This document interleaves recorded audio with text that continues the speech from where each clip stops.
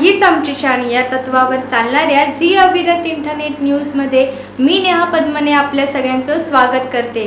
आता पाहूया सविस्तर घडामोडी। बाल दिन सर्वत्र उत्साहात साजरा। लोकमान्य टिळक शाळेत दाखवले जादूचे प्रयोग। बाल दिनाचे औचित्य साधून केडीएमसीच्या वतीने लोकमान्य टिळक प्राथमिक विद्यालयामध्ये जादूचे प्रयोग आयोजित करण्यात आले होते। मानसी कानेटकर या 15 वर्षाच्या मुलीने शाळेतील मुलांना जादू दाखवून मुलांचे मनोरंजन केले। तसेच मुलांसाठी चित्रकला स्पर्धाही आयोजित करण्यात आली होती। याचप्रमाणे बाल स्वच्छता मोहीम ही शाळेत राबविण्यात आली। या कार्यक्रमास उपसभापती अमित म्हात्रे, उपमुख्याध्यापक सरकडे आणि किशोर मानकामे आदी उपस्थित होते। मंडपाच्या दुकानाला आग लागून 2 गाड्या जळून राख। पूर्वेतील गोग्रसवाडी येथील पाथर्ली रोडवरील सरोवर हॉटेल आणि जयश्री इमारतीजवळ असलेल्या मोकळ्या जागेत मंडपाचे सामान ठेवण्यात आले होते। या सामानाला गुरुवारी 3 वाजता अचानक आग लागली।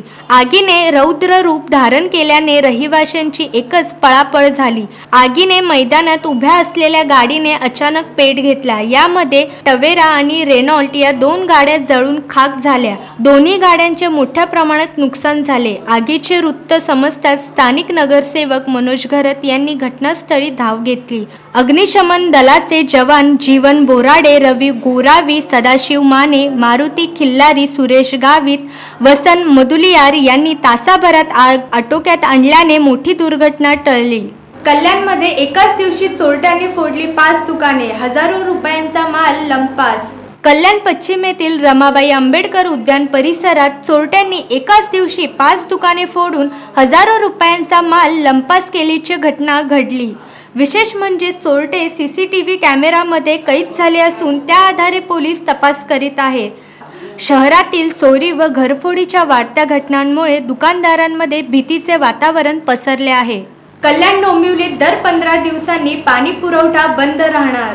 ठाणे लघु पाटबंधारे विभागाने धरणातील पाणी साठ्याचे 15 जुलैपर्यंत नियोजन करण्यासाठी महिन्यातून 2 दिवस पाणी पुरवठा बंद ठेवण्याचा निर्णय घेतला आहे।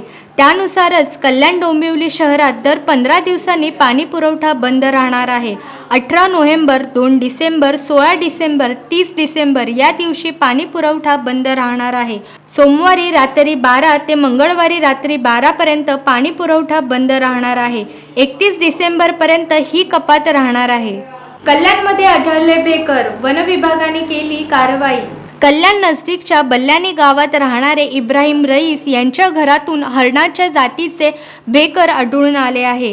कल्याणच्या वन विभागाला याची माहिती मिळताच त्यांनी रईस यांच्या घरात छापा टाकून भेकर ताब्यात घेतले। भेकर पाळणे हे कायदेशीर नसल्याने वन संरक्षण कायद्यान्वये 5 ते 6 वर्षांची शिक्षा होऊ शकते, असे वन विभागाचे अधिकारी RT मगदूम यांनी सांगितले।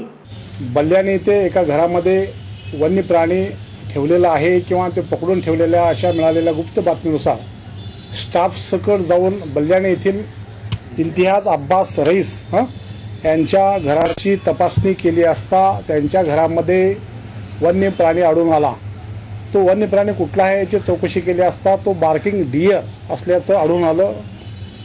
त्यामुळं असा प्राणी हा विना चीफ वाईल्डलाईफ वॉर्डन यांच्या परमिशनशिवाय घरात ठेवता येत नाही किंवा त्याची वाहतूक करता येत नाही किंवा त्याचे पोझिशन कस्टडीमध्ये ठेवता येत नाही। हे सगळं ऑफेन्स आहेत वन्यजीव कायद्याअंतर्गत।